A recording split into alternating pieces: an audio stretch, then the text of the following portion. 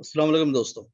आज मैं सुबह में वीडियो बना रहा हूँ, तब के मार्केट अभी 15-20 मिनट पहले ओपन हुए हैं, ताकि मैं आपको बता सकूँ कि डीमैट अकाउंट, चाहे आपके पास इंडिया इन्फोलाइन का हो या किसी और ब्रोकरेज फर्म का हो, किस तरीके से आप शेयर्स बाय और सेल कर सकते हैं और किस तरह से रिपोर्ट्स आप निकाल करके रिपोर्ट्स अपनी देख सकते हैं, पिछला जो परफॉर्मेंस है आपका वो चेक कर सकते हैं।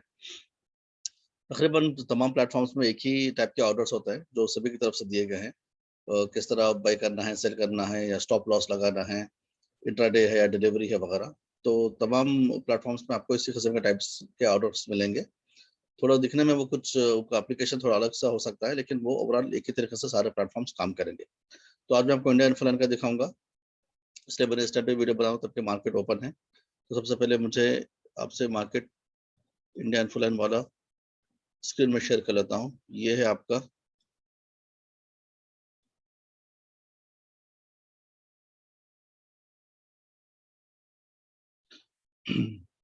ये इंडोर इन्फ्लुएंस का डेस्कटॉप वाला वर्ज़न है।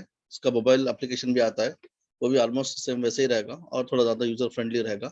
तो आप यहाँ पे जैसे ऑर्डर्स लगाते हैं, वहाँ पे भी वैसे लगा सकते हैं। सबसे पहले आप देख रहे होंगे कि सेंसेक्स थोड़ा-सा डाउन है 13 पॉइंट्स और तकरीबन 10 पॉइंट्स डाउन है निफ्टी।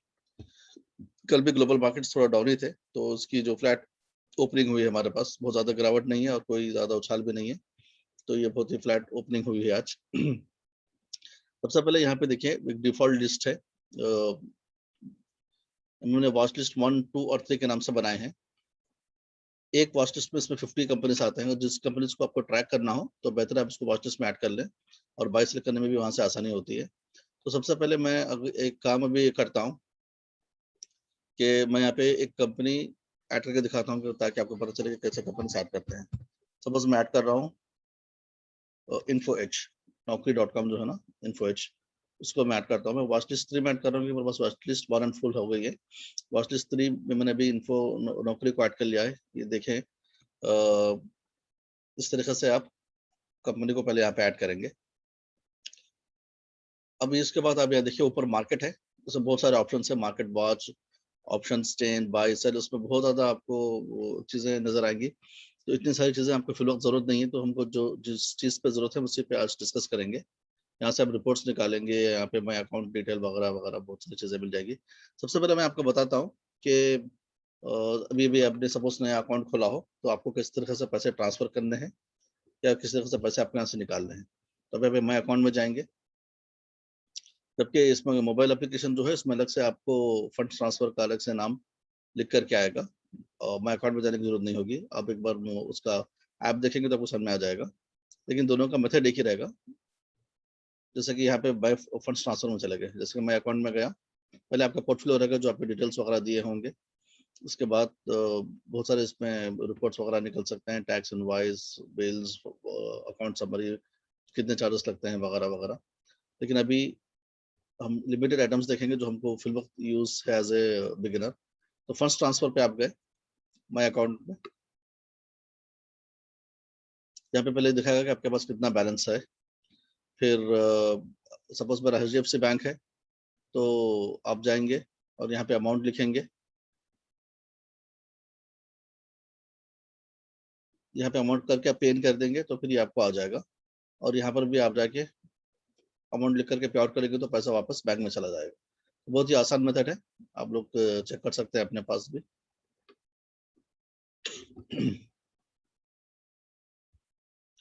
ये हो गया funds transfer in and transfer out, 2 options हो गए। इसके बाद आप यहाँ पे आ जाइए, ये सारे शेयर्स हैं जिसको हम स्टडी कर सकते हैं। अभी मैं आपको बताऊँ कि सपोज़ वॉच लिस्ट 1 पे चलते हैं।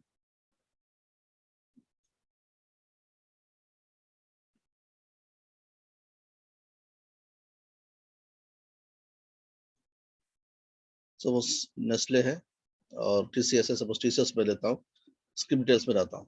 तो ये सबसे पहले आप नीचे भी ऊपर जो दिया गया था उसके नीचे भी आपके पास टैब्स बने हुए हैं, तो नंबर 1 में 1 टैब देख लेंगे। स्टेप 1 में हम गए, टैब 1 में हम गए, वहाँ पे इसके डिटेल्स थे। उसमें आपको ये बता रहा है यहाँ पे आप देखिए कि ये जो कल प्राइस क्लोज़ हुआ था, 3274 पे क्लोज़ हुआ था, टाटा कंसल्टेंसी टीसीएस, जो कि आईटी कंपनी है। आज जो ओपन हुआ 3218 पे ओपन हुआ। यानी कि जब जब कल अमाउंट पे क्लोज़ हुआ था उससे ज़्यादा अमाउंट पे ओपन हुआ है। और जहाँ पे ओपन हुआ है वो उससे आगे फिर नहीं बढ़ सका है, वो 3298 पे ही रुका हुआ है। जबकि अगर आप लो साइड पे देखते हैं तो 3270 इसका लो साइड है। प्रीवियस क्लोज 3275 है, ओपन 3298 पे हुआ है, उसी पे रहा है, और लो जो 3270 पे गया है। ये इसका प्राइस है। इसका जो फ्लक्चुएशंस अभी तक का है पिछले 15-20 मिनट का। और यहाँ पे अब ये देखिए टोटल आस्क क्वांटिटी यानी कि 1,65,099, ये बहुत फ्लक्चुएट होता रहता है हमेशा, यानी कि इतने नंबर ऑफ शेयर्स है जो लोग इसको बेचना चाह रहे हैं, और 1,23,000 उसको खरीदना चाह रहे हैं। 1,65,000 बेचना चाह रहे हैं, 1,23,000 इसको खरीदना चाह रहे हैं। और ये पिछले एक साल का चार्ट है, यहाँ पे आपको चार्ट भी मिल जाएगा। अगर आज का चार्ट देखना चाहते हो तो ऐसा चार्ट देख सकते हैं आप, या आपको आज का चार्ट मिल जाएगा, या 1 मंथ का मिल जाएगा, या 1 ईयर का मिल जाएगा, तो यहाँ पे चार्ट भी देख सकते हैं। अब यहाँ पे आ जाइए राइट साइड पे, ये यहाँ आपको ये दिखाता है कि इसका पिवट पॉइंट क्या है, यानी कि शेयर का एवरेज प्राइस पिवट पॉइंट मान लीजिए कि 3266 है। अगर वो यहाँ से नीचे गिरेगा तो 3250 3250 पे सपोर्ट मिलेगा, यानी कि लोग एक्सपेक्ट करेंगे कि भाई ये शेयर गिर गया है तो उसको खरीद लें। अगर फर्दर इसमें कुछ नेगेटिव न्यूज आती है, या फिर ये फर्दर और किसी रीजन से नीचे गिरता है, तो 3225 तक गिरेगा। तो यहाँ पे लोग फिर उसको खरीदना शुरू करेंगे कि ये समझ के कि भाई ये बहुत ज्यादा गिर गया है, इतने से ज्यादा नीचे नहीं गिर सकता, तो बहर इसको बेटर है कि इस प्राइस पे ले ले। ये लाइक कंपलसरी नहीं है कि हमेशा इसी प्राइस पे आके रुक जाए, इसके नीचे भी गिर सकता है। लेकिन इसके जो चार्ट के बेसिस पे, इसका पास्ट परफॉर्मेंस के बेसिस पे, इसका जो प्राइस अभी फिलहाल चल रहा है, इसका नंबर ऑफ शेयर जो मार्केट में ट्रेड हो रहे हैं, उसके हिसाब से अगर आप इसका चार्ट पे देखते हैं तो 3250 इसका स्टॉप लेवल 1 बनता है, इसका स्टॉप लेवल 2 सपोर्ट लेवल 2 बनता है। अगर आपको इसी तरीके से शेयर बढ़ना शुरू हो तो ये 3291 तक इसको रेसिस्टेंस मिलेगा, यानी कि अगर ये शेयर बढ़ रहा है, जैसे कि अभी आप देखो 3228 तक गया है, तो 3291 पे जाने के बाद उसको रेसिस्टेंस मिलेगा, यहाँ से लोग इसमें से एग्जिट होना शुरू होंगे, बेचना शुरू होंगे। या इस लेवल से भी आगे चला जाए तो 3307 पे इसका सेकंड रेसिस्टेंस लेवल है। तो जरूरी नहीं है कि यहाँ पे रुक जाए, अगर कोई अच्छी न्यूज हो या कोई भी और ज्यादा लोगों को इसमें बाइंग हो, वो करना का हो, तो ये इससे भी आगे बढ़ जाएगा। और आज इसका मार्केट आवर्स खत्म होने के बाद में आज इसका Q2 के रिजल्ट्स आने वाले हैं TCS के, और लोगों को लगे कि इसके ज्यादा रिजल्ट्स ज्यादा अच्छे आएंगे और उसको खरीदना चाहिए, तो ये प्राइस रेसिस्टेंस टू लेवल के भी ऊपर भी जा सकता है। ठीक है, तो ये था सबसे पहले स्क्रिप्ट की डिटेल्स। इसके बाद में आपको यहीं से अगर सपोज उसको बाय करना हो तो आप क्या करोगे, एक प्लस साइन है, माइनस साइन है, तो शेयर्स आपके पास ऑलरेडी है, आप सेल करना चाहते हो तो यहाँ से सेल कर सकते हैं। अगर आप इसमें बाय करना चाहते हो तो यहाँ पे बाय कर सकते हैं। तो पहले हम बाई के ऑप्शन में आते हैं, हमने बाई लिया, प्लस किया। अब यहाँ पे देखिए ये प्लेस ऑर्डर बाई है, NSE है, BSC है। आप NSE पे लेते हैं, बाई डिफॉल्ट NSE पे जाता है, अब दो में से कुछ भी नहीं, फर्क नहीं पड़ेगा। कुछ शेयर्स होते हैं जो सिर्फ BSC पे ट्रेड होते हैं, NSE पे नहीं होते हैं, तो वैसे वक्त में आपको BSC लेना पड़ेगा। तो ये NSE आपका एक्सचेंज है, और ऑर्डर टाइप रेगुलर लॉट है, यानी कि हम नॉर्मल लॉट उसको खरीद रहे हैं, हम जितने भी खरीद सकते हैं। नंबर ऑफ क्वांटिटी खरीदना हमारे ऊपर डिपेंड है, जितने भी ले सकते हैं। रेगुलर लॉट मतलब हम उसको नॉर्मल बाइंग कर रहे हैं। सेकंड ऑप्शन है स्टॉप लॉस, यानी कि अगर हमको लगे कि भाई ये जो 3287 भी रेट इसका चल रहा है, तो मुझे ये लगता है कि भाई मुझे 3260 तक भी जा सकता है, तो मैं क्या करूंगा, स्टॉप लॉस ले लूंगा रेगुलर लॉट के बजाय। और यहाँ पे 3280 से मार्केट प्राइस चल रहा है, और मैं यहाँ पे लिख दूंगा, स्टॉप लॉस लिया, मैं यहाँ पे लिख दूंगा 3260, और टोटल क्वांटिटी में मैं लिख दूंगा एक।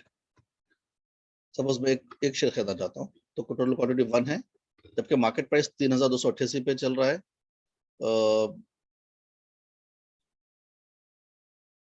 और टिकट प्राइस 3260 है, 3260। यहाँ पे सेकंड ऑप्शन है डिलीवरी, यानी कि अगर मैं इसको बाय कर रहा हूँ ताकि मेरे डीमैट अकाउंट में 2 दिन के बाद आ जाए। और दूसरा होता है इंट्राडे। इंट्राडे का हम ऑप्शन नहीं ले रहे हैं, क्योंकि इंट्राडे वो होता है जो इसी दिन खरीदेंगे फिर आप इसी दिन बेच भी देंगे। क्योंकि हम इंट्राडे नहीं कर रहे हैं, हमको उसकी डिलीवरी लेना है, फिर बाद में बेचना है जब भी हमको मुनासिब रेट दिखे, लिहाजा हम इसका डिलीवरी वाला ऑप्शन चूज करेंगे। आपको बताएगा कि ये डिलीवरी 8 जुलाई यानी कि आज के दिन के एंड तक ये वैलिड रहेगी, यानी कि अगर आज प्राइस 3260 आता है इस शेयर का, तो ये एग्जीक्यूट हो जाएगा, शेयर मुझे मिल जाएगा। और यहाँ पे 2 ऑप्शंस होते हैं वैलिडिटी में, डे और IOC का मतलब ये होता है कि अगर आप अभी लगाएं, और अभी इसको IOC के केस में आपको स्टॉप लॉस वाली पॉइंट लगाना थोड़ा मतलब मुश्किल हो जाएगा। ये पूरे डे में आपको कभी भी 3260 तो मिल जाएगा, अगर आप यहाँ पे डे का ऑप्शन चूज करते हैं। अगर आप यहाँ पे आईओसी ऑप्शन चूज करते हैं तो अभी अगर ये प्राइस इमीडिएटली 3260 होगा तो आपको मिलेगा, वरना नहीं मिलेगा। तो अब अभी सपोज मैं रखता हूँ, स्टॉप लॉस लिया मैंने, टीसीएस रखा मैंने, 3288 एंड रखा, क्वांटिटी 1 लिया और मैंने 3260 का प्राइस एक्सपेक्ट किया, जो कि तकरीबन 20-25 रुपए कम है, और मैंने यहाँ पे बाई का ऑप्शन चूज कर लिया। ये आपको एक बार फिर से कंफर्मेशन के लिए पूछेगा कि प्राइस 3288, वैल्यू 3288, क्वांटिटी 1, तो मैं इसको ले सकता हूँ, या फिर मैं इसको अगर सेंड करूँगा तो ये ऑप्शन ये चला जाएगा, मतलब ये इसका इन्फॉर्मेशन एक्सचेंज में चला जाएगा, फिर वहां से जो ही 3260 का रेट होगा वो मुझे मिल जाएगा। मैं फिर वक्त उसको कैंसिल कर रहा हूँ। मैं आपको दूसरा ऑप्शन दिखाता हूँ, ये है रेगुलर लॉट। देखिए नॉर्मल, मैं अभी एक तरीके से आप स्टॉप लॉस ताकि वहां पे लगा के कर सकते थे, इसको दूसरे तरीके से भी किया जा सकता है। आपने रेगुलर लॉट रखा, टीसीएस शेयर है, ये इक्विटी शेयर्स इक्विटी सेक्शन में आता है, बाय डिफॉल्ट इक्विटी यहाँ पे आ जाएगा। अगर आप यहाँ पे इसको जीरो कर देते हैं, ओके, आपने इसको जीरो कर दिया, या फिर नीचे आपको दिया है कि zero means eight market rate, okay. Generally stop loss वो लगाते हैं जिसको आपको इंट्राडे में करना होता है, यानी कि आपने एक स्टॉप लॉस का मतलब ये होता है कि 60 रुपए का शेयर आप 50 में खरीदना चाहते हैं, तो उसको जैसे मैंने बताया इस तरह से स्टॉप लॉस लगा दें।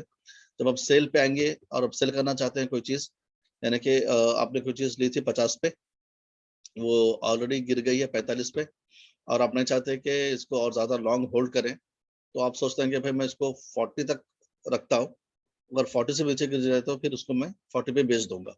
तो वैसे वक्त अगर आप जाके स्टॉप लॉस सेल ऑर्डर में लगा देंगे 40 का, तो खुद ब खुद 40 जब वो प्राइस टच करेगा तो वो खुद ब खुद आपके पास सेल हो जाएगा, यानी कि आप अपने लॉस को लिमिट कर रहे हैं।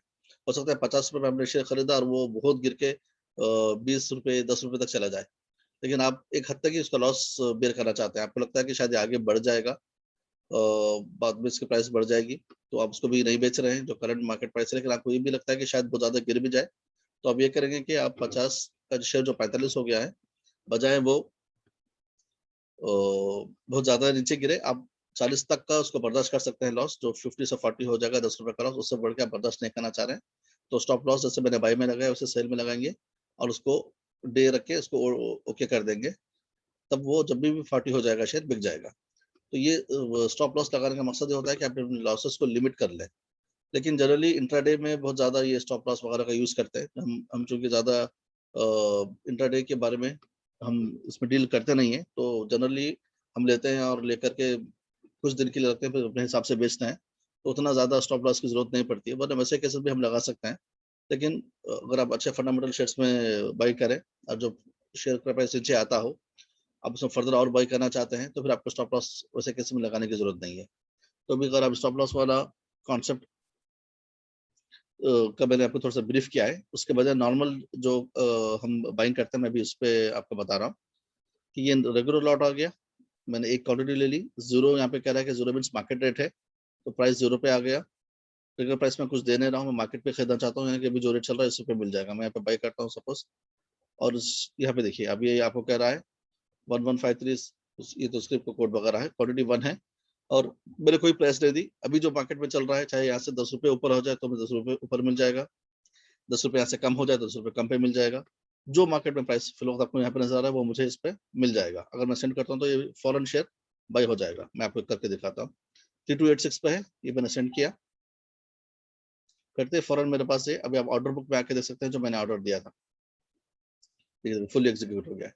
3281 मार्केट प्राइस चल रहा था, क्वांटिटी पेंडिंग जीरो है, कोई क्वांटिटी पेंडिंग नहीं, मैंने एक लगाया था और मुझे एक मिल गया है इमीडिएटली, मैंने अभी लगाया अभी मिल गया।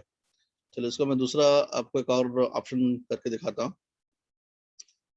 सिंपल हम इसमें गए, रेगुलर लॉट में है, टीसीएस है, स्टॉप लॉस वाला अभी वो कॉन्सेप्ट में नहीं जाते हैं, सिंपल रखते हैं बिगिनर्स के लिए। एक बार फिर से आप लोग देख लो, रेगुलर लॉट है, टीसीएस है, मैं एक क्वांटिटी बाय करना चाहता हूँ, अगर मैं यहाँ पे जीरो कर दूंगा तो जो मार्केट में रेट है वही चलेगा, अभी आपको मैंने एक बाय करके दिखाया है। अब मैं ये करता हूँ कि नहीं, मुझे इसको अभी बाय नहीं करना है, मुझे इसको थोड़ा आगे चल करके बाय करना है, मतलब आगे इन द सेंस मैं इसको एक्सपेक्ट कर रहा हूँ कि 3284 ज्यादा है, तो मैं इसको 3270 पे खरीदूंगा, या मैं इसको 3280 पे खरीदूंगा, मैं मुझे नहीं लगता कि मुझे इसको प्राइस पे खरीदना चाहिए, मैं थोड़ा कम प्राइस पे करूंगा। तो अब यहीं पे प्राइस इसको मॉडिफाई कर दीजिए, या जरूर रखेंगे तो मार्केट प्राइस पे आ जाएगा, या यहीं पे जाके इसका नंबर प्राइस चेंज कर देंगे तो उस प्राइस पे आपको बाय होने की चांसेस है। जैसे कि 3280 में इसको रखता हूँ, मैं एक क्वांटिटी बाय करना चाहता हूँ 3280 पर, और यहाँ पे वैलिडिटी डे आएगी। अगर मैं आईओसी लेता हूँ तो इमीडिएटली अगर ये 3280 प्राइस है तो मिलेगा, वरना ये ऑर्डर यहीं पे कैंसिल हो जाएगा, मुझे फिर से देना पड़ेगा। तो आप लोग आईओसी के उस पे क्लिक ना करें, आप डे ही रखें, पूरे डे में जब भी 3280 पे आएगा तो आपको मिल जाएगा, ठीक है। और डिलीवरी ही रखें यहाँ पे, इंटरडे ना रखें, क्योंकि मिडडे में हम डील नहीं कर रहे हैं, हम सिर्फ डिलीवरी में डील कर रहे हैं। तो सिंपल है, यहाँ पे क्वांटिटी लीजिए, आपको 10 लेना है 10 लीजिए, 5 लेना है 5 लीजिए, 1 लेना है 1 लीजिए, जो भी आपको लेना है वो लीजिए। सपोज मैं यहाँ पे 5 लेना चाहता हूँ, और यहाँ पे 3280 पे मैं इसको खरीदना चाहता हूँ, ठीक है। डिलीवरी वाला ही ऑप्शन आएगा बाई डिफॉल्ट, उसी को रखिए। यहाँ पे रेगुलर लॉट वाला ही ऑप्शन आएगा, जनरल बाई डिफॉल्ट उसी को रखिए, डे का ही आएगा उसी को रखिए। 3280 पे मैं भी बाय करना चाहता हूँ, ये मुझे फिर से पूछेगा, यहाँ पे इसने प्राइस दिया, सिर्फ एट मार्केट दिखा रहा था, अब आपको यहाँ पे प्राइस बता रहा है। 5 आप बाय करना चाहते हैं 3280 के प्रेस पे, 16,400 कम से कम इतने रुपए आपके पास आपके फंड्स में होने चाहिए। मैं इसको यहाँ पे सेंड करता हूँ, तो ये चला गया एक्सचेंज पे। ये देखिए अब यहाँ पे ऑर्डर बुक पे आता हूँ मैं, ये मुझे बता रहा है कि 3280 पेंडिंग, क्योंकि मार्केट में रेट चल रहा है 3284 का, मैंने 3280 लगाया है। शायद अगर दिन में अगर ये 3280 पे आ जाए नीचे तो खुद ब खुद ये बाई हो जाएगा, अगर नहीं आएगा तो बाई नहीं होगा। तो इस लिहाज से स्टॉप लॉस अलग से लगाने के बजाय आप यहीं पे अपना रेट दे दें, तो वही आपके लिए एज ए स्टॉप लॉस का काम करेगा। तो 2 ऑप्शंस भी है आईएफएल में, तो आप वहाँ पे इसको इस तरीके से लगा सकते हैं। अच्छा, अब आपको लग रहा है कि नहीं भाई ये 3280 तो बहुत ज़्यादा बढ़ के मैंने प्राइस लगा दिया, हो सकता है शेयर प्राइस और गिरे, शायद मुझे 3270 पे ही मिल जाए। या फिर आपको ये लगता है कि आप अभी 3284 पे चल रहा था, मैंने 3280 लगाया है, लेकिन ऐसा लग रहा है कि भाई ये शायद कभी यहाँ से नीचे आएगा नहीं, तो बहुत ऊपर जाने के चांसेस है, हो सकता है ये 3300 चला जाए, तो मुझे तो शेयर नहीं मिलेगा, तो काम करता हूँ कि मैं इसको खरीद लेता हूँ। तो आपने लगा दिया, और फिर आप इसको मॉडिफाई करना चाहते हैं, तो चाहे ऊपर की तरफ हो या चाहे नीचे की तरफ हो, आप 2 तरीके से मॉडिफाई कर सकते हैं। आप मॉडिफाई में जाइए, आप यहाँ पे क्वांटिटी वही रखना चाह रहे हैं तो वही रखिए, आप उसको बदल भी सकते हैं। फिर आपको लग रहा है कि नहीं मैंने थोड़ा प्राइस ज़्यादा लगा दिया, लगता है चलो और थोड़ा कम प्राइस पे इसको खरीद लेते हैं, तो आपने 3275 लगा दिया फॉर एग्जाम्पल, और उसको मॉडिफाई कर दिया, और फिर आप सेंड कर दीजिए, तो फिर यहाँ पे आपको मैसेज आ जाएगा कि इन्फॉर्मेशन जा चुकी है एक्सचेंज पे। ऑर्डर बुक पे आके देखिए, सुबह से जितने भी मैंने ऑर्डर्स लिए होंगे सारे यहाँ पे आपको नजर आ रहे होंगे पूरे दिन के। तो ये लास्ट वाला, ओके, ये 3280 पे एग्जीक्यूट हो गया, ये देखिए एग्जैक्टली मैंने 3280 लगाया, लेकिन मैं जब तक जाके मॉडिफाई कर रहा था तब तक वो 3280 का रेट उसको टच कर गया, तो ऑलरेडी एग्जीक्यूट हो गया। ये आपके सामने एग्जांपल है, लाइव एग्जांपल। अगर ये 3280 टच ना होता और मैंने मॉडिफाई ऑप्शन लगा, जब तक मैंने मॉडिफाई ऑप्शन लगाया था वो टच हो गया था, 3280 प्राइस आ गया था ये स्टॉक का। अगर ये नहीं आता होता तो यहाँ पे मॉडिफाई होकर के नया रेट 3275 दिखाता। तो इस तरीके से ये आपके पास सारे बाइंग एंड सेलिंग के ऑप्शंस इस तरीके से होते हैं। आई होप कि ये बाई वाला ऑप्शन आपको समझ में आ गया होगा। आप एक एक शेयर लेकर के ट्राई करके देख सकते हैं। ये पूरे दिन का जो भी मैंने बाई किए होंगे ये सारा यहाँ पे दिखा देगा। तो जो मैं आपको एग्जांपल्स दिखा रहा था तो मैं वन वन वन आपको करके बता रहा था, तो टोटल मैंने आज 10 टीसीएस के शेयर्स खरीदे उस लिहाज से। अभी सेकंड जो भी सारे ऑर्डर बुक में रहेंगे, जो एग्जीक्यूट हो जाएंगे वो ट्रेड बुक में आ जाएंगे। अगर कोई शेयर आपने लगाया उसका रेट और वो आपको वहां तक मिला ही नहीं तो वो ट्रेड बुक में नहीं आएगा, ठीक है। तो उसके बाद आप नेट पोजिशन है, अभी आपने जो लिया है उसका प्लस और माइनस जो भी चल रहा है मार्केट रेट के हिसाब से वहाँ पे दिखाता रहेगा। यानी कि मैंने डिफरेंट डिफरेंट रेट्स पे खरीदे आज, तो जो मैंने अभी तक 10 शेयर्स खरीदे हैं टीसीएस के, और सबको मैं देखा जाऊँ तो सुबह से लेकर अब तक जो भी हुआ है उसमें मोमेंटम, उसमें मुझे 96 रुपीज़ का भी फिर वक्त लॉस हो रहा है, 105 का हो गया। ये लाइक ऊपर नीचे होता ही रहेगा। ये आपके पास मार्जिन है, ये मेरे पास जो मैंने आपको दिखाया था कि ये जो मेरे पास बैलेंस था वो है। इसके अलावा मार्जिन और एक भी होता है, तो स्टॉक ब्रोकर भी आपको मार्जिन देते हैं शेयर खरीदने के लिए, यानी यानी कि आपके पास जितने भी पैसे हैं उससे ज़्यादा आपको ऑप्शन देते हैं कि भाई सपोज आपके पास 1 लाख रुपीज़ है तो वो आपको ऑप्शन देंगे कि 1 लाख से बढ़ कर के आप जाके शेयर खरीद सकते हैं। लाइक 20 टाइम्स एक्स्ट्रा इंट्राडे में, तो वो लोग 20 टाइम एक्स्ट्रा देते हैं। अगर आपके पास 1 लाख है तो आप है आपके पास सिर्फ 1 लाख खरीदने की वैल्यू पैसे, लेकिन आप 20 लाख तक का भी शेयर्स खरीद सकते हैं। और उसके बाद फिर आपको अगर ज़्यादा प्रॉफिट रहा तो ज़्यादा पैसे आ जाएंगे, ज़्यादा प्रॉफिट हो जाएगा, क्योंकि आपके पास 1 लाख इन्वेस्ट करने के बजाय आपके पास थे 1 लाख, लेकिन आपने क्या किया, उसके पास से बोरो करके ज़्यादा इन्वेस्ट किया। फिर उसके बाद में वो लोग उस जो अमाउंट हम बोरो करते हैं ब्रोकर से, उसके ऊपर वो इंटरेस्ट भी चार्ज करते हैं अपना, फिर उसके अलावा चार्जेस भी उसके ऊपर लगते हैं। तो ये जो मार्जिन ट्रेडिंग होती है, पैसा आपका ना बल्कि ब्रोकर का होता है, आपका थोड़ा पैसा होता है, ज़्यादा पैसा ब्रोकर का होता है। हालाँकि आप ब्रोकर के पास से बोरो कर रहे हैं, फिर आपको जो उसपे प्रॉफिट आया वो आप कमाते हैं, फिर उसका एक पोर्शन वो एज़ इंटरेस्ट चार्ज भी करता है। तो लिहाज़ा चूँकि इस पे इंटरेस्ट वगैरह चार्ज होता है, तो इसको अवॉइड करना चाहिए। आपके पास जितना पैसा है आप उसी से बाय कीजिए, दूसरे बोरो वगैरह करके बाय मत कीजिए। और बोरो करने में रिस्क भी है कि अगर आपने जो शेयर लिया है वो उसके प्राइस नीचे चले जाए, तो ना सिर्फ आपका पैसा जाएगा, बल्कि आपने जो बोरो किया था वो भी जाएगा। तो बोरो वाले मार्जिन ट्रेडिंग वाले कॉन्सेप्ट पे जाने के बजाय आपके आपके पास जितना पैसा है, आप उससे सिर्फ उसको बाय करें। फिर ये होल्डिंग है, आपको यहाँ पे सारे शेयर जो भी मेरे पास होंगे वो दिखा रहा होगा। जो भी आप शेयर खरीद लेंगे सब यहाँ पे आ जाएंगे। फिर इसके बाद ये चंद चीज़ें थी। फिर मैं आपको ऊपर से 1-2 रिपोर्ट्स भी दिखा देता हूँ। ये मार्केट है, ये मार्केट वॉच जो अभी देख कर क्या है। फिर ऑप्शन में तो हम डील करते नहीं है, बाई सेल मैंने आपको बता दिया है। आफ्टर मार्केट आवर्स सेम उसी तरीके से ये भी होगा कि अगर आप मार्केट आवर्स के बाद में भी रेट लगाना चाहते हैं, तो उसी तरीके से यहाँ पे रेट लगा सकते हैं। फिर ये जो ये मार्केट खुलेगा, तो वो रेट एग्जीक्यूट हो जाएगा, अगर आपका रेट आपने जो लगाया है वो मिलना है। यानी कि मार्केट के बाद में भी आप लगा के, मार्केट खत्म होने के बाद भी आप लगा के इसको जो भी आप बाइंग या सेलिंग करना चाहते हैं यहाँ पे उसको रख सकते हैं ऑप्शन। अच्छा, मैंने आपको एक और चीज़ दिखाना था। ये बाय ऑर्डर तो हमने देखा था, सेल ऑर्डर नहीं देखा था। आपको सेल ऑर्डर भी दिखा देता हूँ। सपोज़ ये हम चलते हैं, जेएमएम फॉडलर कंपनी है। इसके प्राइस पे मुझे लगता है कि मुझे अगर सपोज़ उसको भी बेचना चाहिए, तो मैं यहाँ पे चला जाऊँगा, प्लस के बजाय माइनस, सेल ऑर्डर हो जाएगा। सेम उसी तरह से क्वांटिटी लगाइए, 0 रखेंगे तो फिर वो जो मार्केट प्राइस चल रहा है वो ले लेगा। आप अपना प्राइस रखें और यहाँ पे डे रखिए, यहाँ पे डिलीवरी रखें, तो जो प्राइस आपने दिया है वो प्राइस टच होगा। जब भी जो ये प्राइस आपके प्राइस के बराबर आ जाएगा तो वो एग्जीक्यूट हो जाएगा।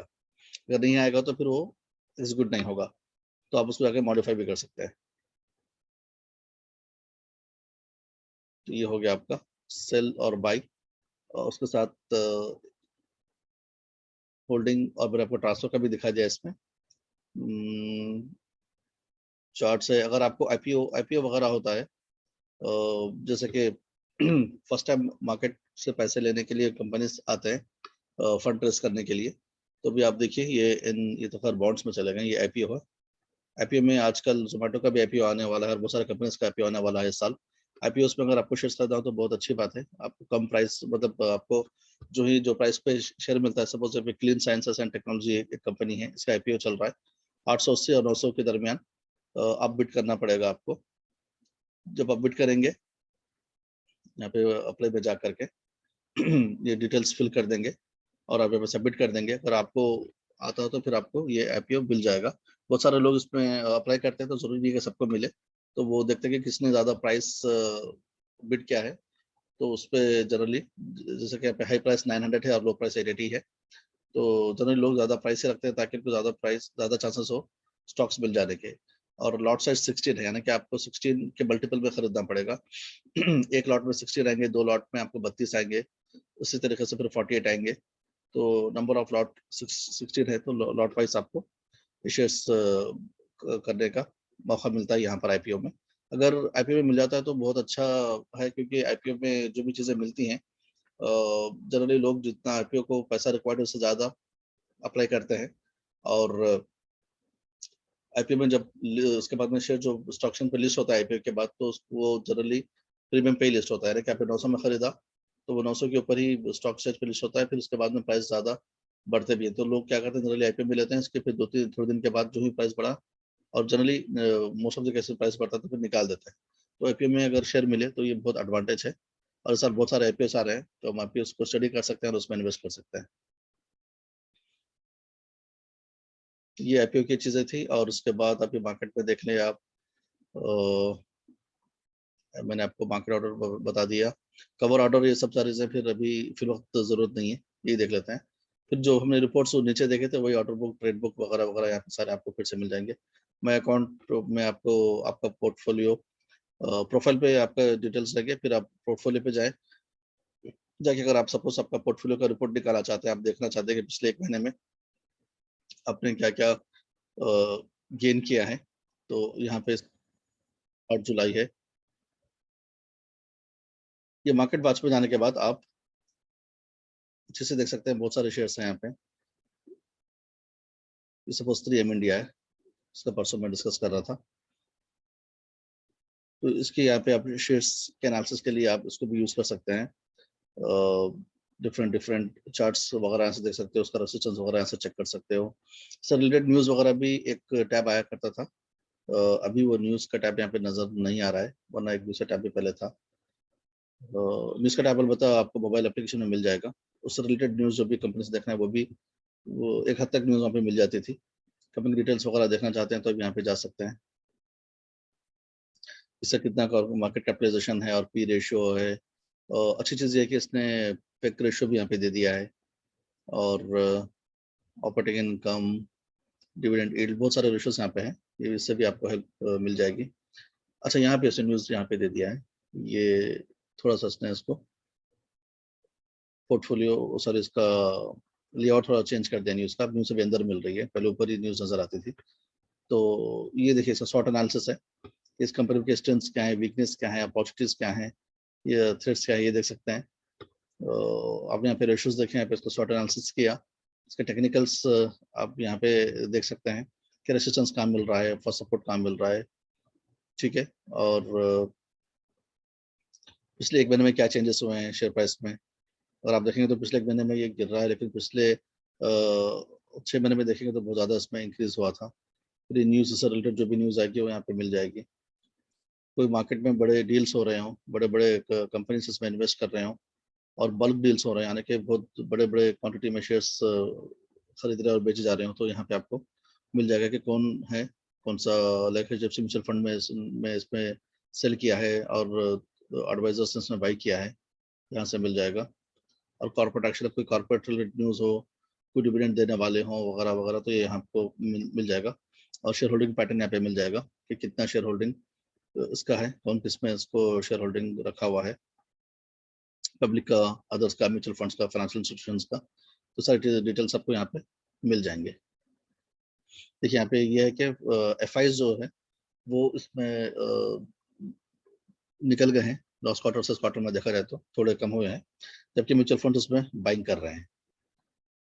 ये आपको कंपनी के ओवरव्यू डिटेल में यहाँ पे देखने में हेल्प हो जाएगी। तो ये चंद चीज़ें थी जो मैं आज आपसे शेयर करना चाह रहा था। पर्टिकुलरली फॉर बिगिनर्स के लिए बाइंग और सेलिंग वगैरह कैसा करना है।